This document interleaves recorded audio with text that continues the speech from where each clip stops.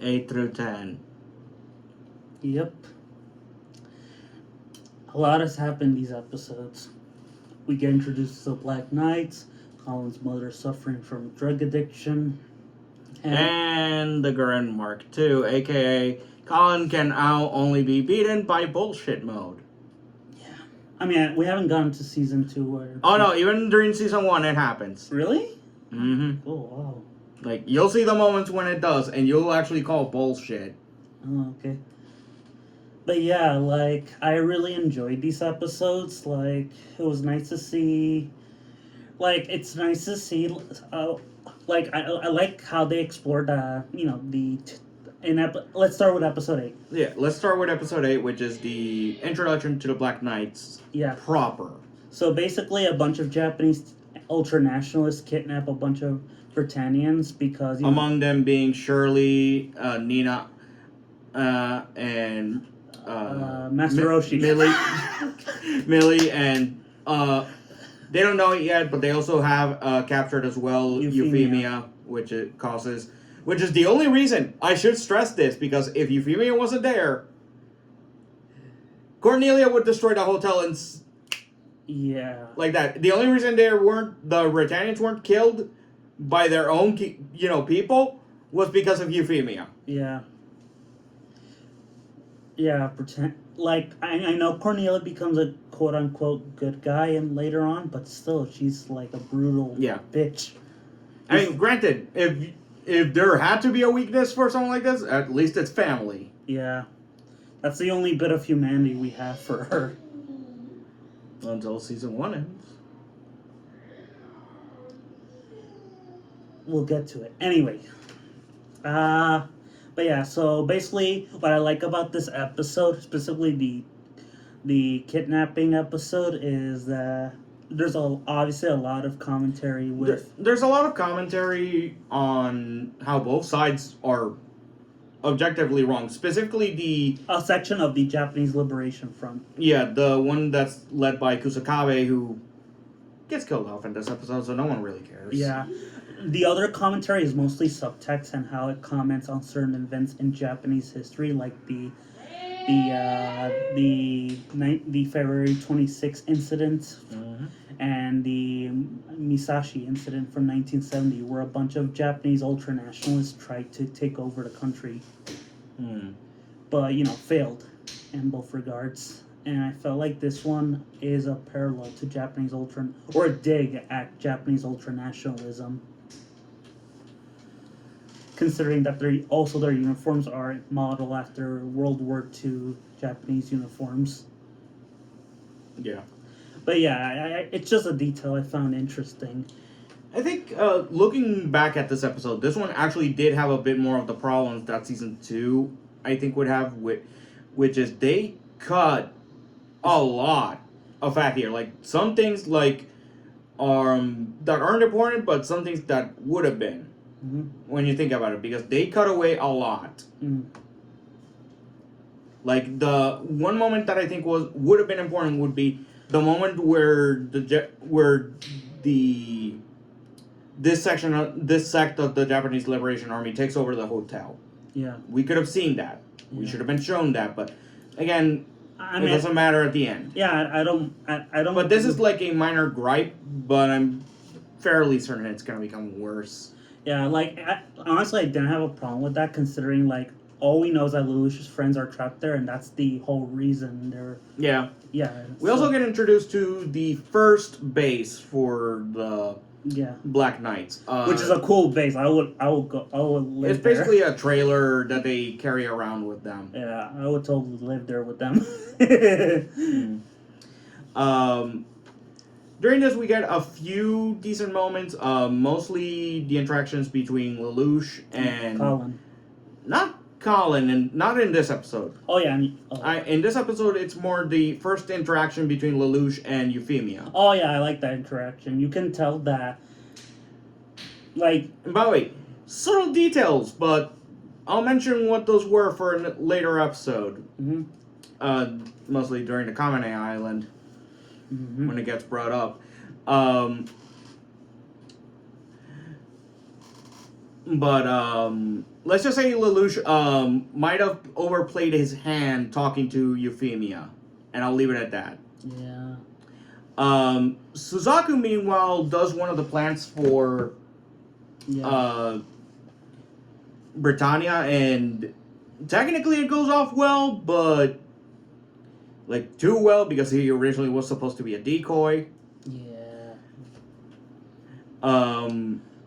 But then Lelouch goes with his plan, blows up the hotel, while also rescuing all the hostages. And murdering all the fascists or terrorists. Terrorists in this case. Yeah. They kind of, because, you know. I know, but still, they were fascist, ultranationalists. I will say that his interaction with Kusakabe before Kusakabe gets Geass to death is interesting, because I actually agree with Lelouch in this case. This particular sect was so stuck in the past that they just wanted to be acknowledged that that Japan still lives. Of course, Japan still lives. The people are still there. Yeah. The problem is you're looking at it the wrong way. Exactly. Like I said, it's just... This guy was stuck in the past so badly that it got himself killed. Again, it's the Mishima problem where that guy in real life was stuck in the past. Yeah. But yeah. Anyway, moving on to episode 9, Refrain, where we get introduced... A drug addiction episode. Well, let's talk about it first. Most importantly, the Refrain drug, because it does get brought up in season 2. Mm-hmm. Basically what it does is, from the episode's explanation, it makes it so that you're able to see the past. Yeah. Or, have a massive drug hallucination of your glory days, the days of yore that you wish to see again. Yeah. Even dead family members, as we see. I mean, they never stated, but it's opium. No. It's basically that, but it's like supposedly worse. Mm-hmm. Because remember, overexposure to the drug apparently cut a certain character's parent 20 years. Oof.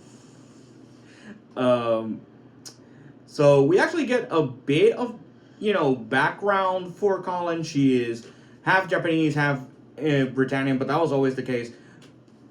We actually get to see both the stepmother, who is a righteous bitch. Yeah, not to mention implied to be like just someone who's sleeping with multiple men, considering her husband is not home. And we never see him, neither in this season or in season 2. We just never see him. Yeah. But we do see Colin's actual mother, for background purposes, let's go over it. So she became a maid after Earl Stoutfeld basically took back both Colin and Naoto, who is dead, but prior to the series, in order so that he can have heirs to, the Stoutfeld name. That's the only reason why they were even acknowledged. Otherwise, they'd just be 11 trash.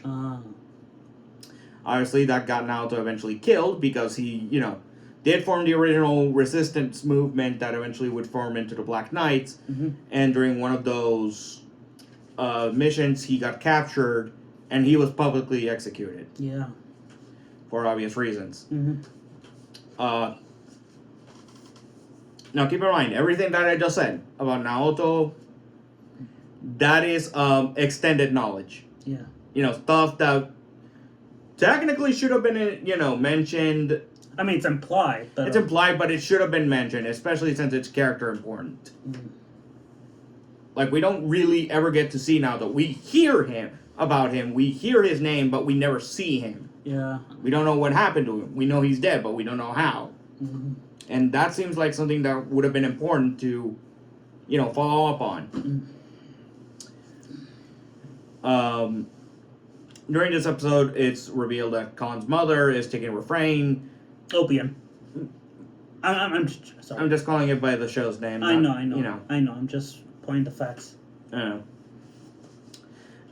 And this is due to the fact not only is she doing it, she's taking it because, one, she is getting abused and by everyone who works at the Stoutfeld mansion, as well as, Miss Stoutfeld.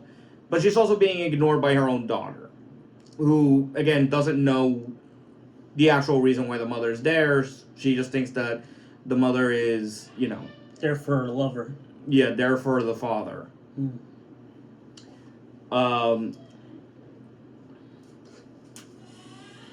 During this episode, we do get a little bit into Suzaku's head a bit again, and his thoughts on the Black Knights themselves after the episode 8, and that he thinks they just should have joined the police. That's a bad idea. Especially under the current system. Especially with the current system. No, it wouldn't have worked. There are several thousand reasons that I can think of that it wouldn't work. Yeah. Especially with his still change it from within mentality. Yeah. Like, even if you can't change it, the problem with a system like this is it's not a democracy. It's not going to allow it. One, it wouldn't allow these people to move on up. Yeah. It wouldn't allow them to change it. You can't change a corrupt system from within. You have to not even a corrupt system, but a monarchy system. No. I mean, which is corrupt. Yeah, exactly. Like, it is truly corrupt from within and outside. But the only way to change it is to destroy it. Yeah. Which is what Lelouch did, and in actual history, that's what the French did and the Soviets. Yeah, I know, but let's keep it to the show. Okay.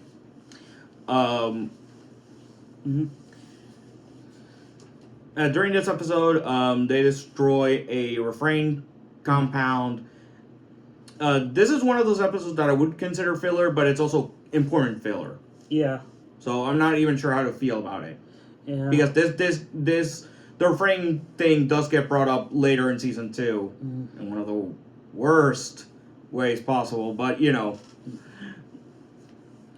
But aside from that, not really much. It's also the last time we see Colin's old Glasgow, because it gets trashed by the end of this episode once and for all. Yeah. Which thankfully leads into episode 10. Basically, the part one of one of 2 of the Narita battle. Of the Battle of Narita. And so far it's glorious. Yeah, because prior to the battle, the Kyoto movement basically sends the Black Knights a whole host of new Bureites, basically modified Glasgows that they made, as well as a pure Japanese nightmare frame for Colin. Yeah, which is awesome. The Gurren Mark II, or as I like to call it, the win button. I am not joking.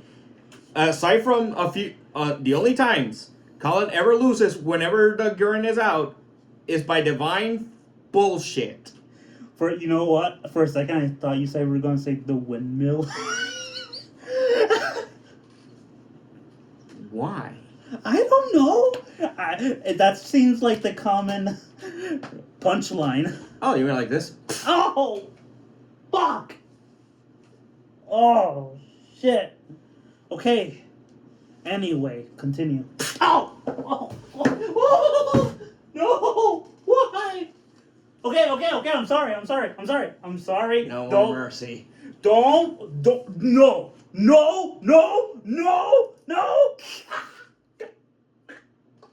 Let go of the sword, dude. Oh. Okay. Yep, I'm gonna have to live with this stab one. Woo! I don't know how to do it. Woo! Anyway. Oh! Stop it, okay? I'm sorry. Oh no, I'm just evil at this point. Oh, yeah, you are. Oh, shit. Surprisingly, this sword should be electrocuting me every second it does that, but it doesn't. So, yeah. But, we actually get to see a one-sided beatdown immediately in Gurren's initial battles. He beats Orange. Against Jeremiah, where not only does is the Nightmare Frame just infinitely faster than any Nightmare Frame, with the exception of the Lancelot.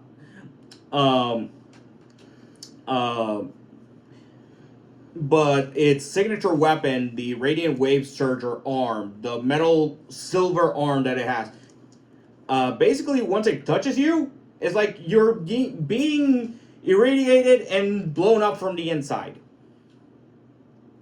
Yeah, it's crazy. I mean, it basically turned the Jeremiah's nightmare into a literal. If you've ever seen Dig Dug, you know where I'm going with this. Yeah. Cue's a clip from Dig Dug where it just fills up a tomato and poof. Um. But he does get to live, thankfully, for season 2 because he does eject. Granted that radiant wave surger did so much damage to him that it's gonna lead to permanent consequences to his life. Mm-hmm. Both physical and mental. Mostly physical. Mental, he's already out there. So yeah, and that's pretty much where it ends for us. Again, this is part 1 of part 2. We would have watched part 2 as well, but we're taking it slow because after the first couple of episodes, no, not again. Yeah, Crunchyroll keeps punching us in the dick. Yeah, every time we go past third episode, it kicks us out. Yeah, I don't know why. Did we do something to Crunchyroll? I don't know. It might be every time I punch you. I doubt it. Yeah, I'm surprised you're not getting your revenge. Nah, I deserve that. Don't worry. Anyway, can I talk about some Go things ahead. I already talked about my points. So some things I noticed that I found really interesting, especially from a historical standpoint, is they mentioned the Chinese Federation in this. We'll see them in season 2. Yeah, and they mentioned that they were bringing refrain to Britannia. To the Japanese. Yeah. And that's odd, and that's kind of loosely based on how the British Empire used the Qing Dynasty or Qing China to transfer opium into their territories. Yeah. Yeah, it's an example of the show borrowing from actual history, but doing something new with it. And, I found it interesting. It's fascinating. Alright, so... So I would give these episodes a 9 out of 10. 8. Because I know what's going to come up soon, and... Yeah. No. And again, I should stress this. This is one of those episodes where you can take out CC and nothing changes. In fact, I even know how to fix it, but, Yeah, we could do a video about how you and I could rewrite code Geass. Yeah, just by taking out CC after she gives the Geass and that's it. Mm-hmm. Or outright just remove Geass entirety. Then where will the show get its name? Doesn't matter. Yeah. Okay, guys. I'm bleeding out. So, see you next week when I get back with the... Oh, fuck. Dragon Ball. See you next time.